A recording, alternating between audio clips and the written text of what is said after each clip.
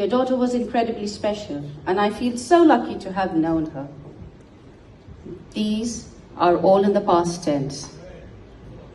Bereavement, broken relationships, and a wrong diagnosis may deepen depression and heighten risk of fatal choices made by those suffering from mental health issues, if prolonged or worsened by other triggers.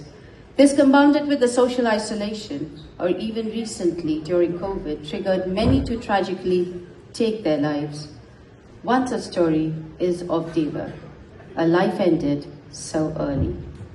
And it takes a lot for a mother to come and talk on stage. But she realizes it's very important, and it is the need of the day. For the sake of Diva, please can I have a huge round of applause for Sinead Gibson. Over to you, Sinead.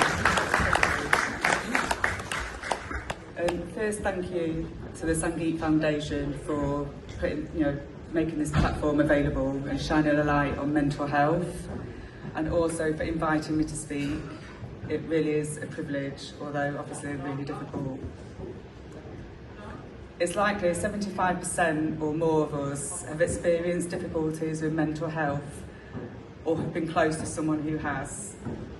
I'm going to be talking about bereavement and suicide loss, and especially if you've experienced difficulties yourself or supporting someone with difficulties currently, it could be very difficult. So if anyone does feel distressed or upset and wants to leave the room, please do. I won't take offence, and everyone in the room would understand. So if we go back to 2019, my daughter lost a friend to suicide.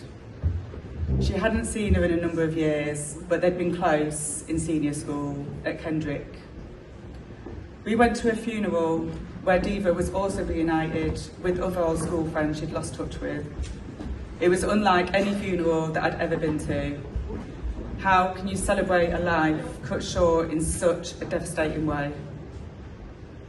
I left thinking that anyone who'd considered ending their life previously left that funeral with an understanding of how much pain was left behind, that no one else would follow that friend's footsteps. Diva had experienced difficulties with her mental health previously, and this I'd put down to our lack of family support and having a mother who'd experienced trauma. Aside from this, she was blessed with beauty and brains and a kind heart. She'd been diagnosed with borderline personality disorder and was having therapy at this time, and I didn't necessarily agree with this diagnosis, but I felt appreciative that she had additional support. Around the time of her friend's death, she was also assessed for autism, which should have replaced the original diagnosis. Autism had never previously been investigated due to the lack of understanding of autism in girls. With the loss of her friend and new diagnosis, I'd felt hopeful, despite her previous difficulties, that her mental health would improve and that she would never want her loved ones to experience what her and others had felt at the loss of her friend. She was a keen Glastonbury fan and approached the left field stage, asking them to do a panel about neurodiversity. And they in turn were impressed and asked her to work with them and present it. She was ecstatic. I thought this was going to be a turning point in her life where she would finally understand herself and her needs better. I could never have imagined what was to follow.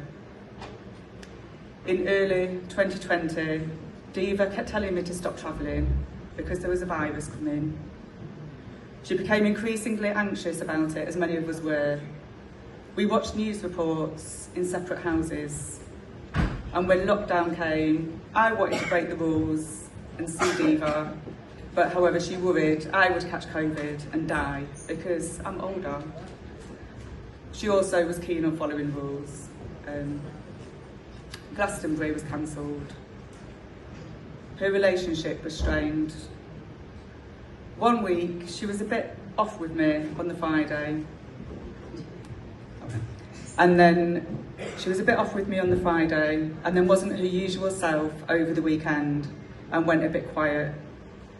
That was the beginning of my knowledge of her decline of mental health. She told me she was going to get sectioned. Then this changed to going in voluntarily, and then she went to stay with her boyfriend. She communicated less with me over the next week, though I would send her messages every day. I might get a meme or a link, but very little. I hope this was because she's with her boyfriend. She was in contact with services, which was positive, and also obviously she had a boyfriend. I contacted services anyway, saying I wanted to make sure she was engaging with them, as she wasn't communicating so well with me. They asked me when did I last hear from her, and I told them, well, she contacted me this morning, but it was just a link. It wasn't a conversation. They suggested they were worried about me, and how was I? So then I was left feeling like, well, maybe I'm being too overprotective. Not all mums speak with their daughters every day, and maybe I should be thankful for what I do receive from Diva. It was difficult, as I wanted to just run to her and check on her, but also when our children become adults, we're told to let them free. Our relationships with them change through different periods of their lives, and they often lean on other people instead of ourselves. Her boyfriend ended the relationship, saying he couldn't cope without telling anyone else.